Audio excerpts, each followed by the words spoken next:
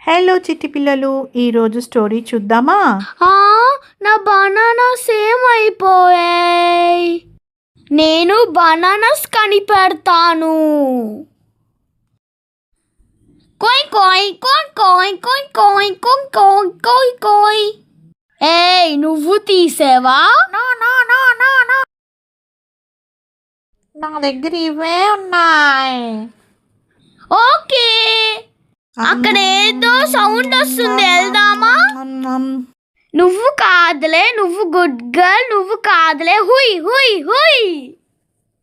ఏ, నువ్వు తినేసావా బనానాస్ అన్నీ?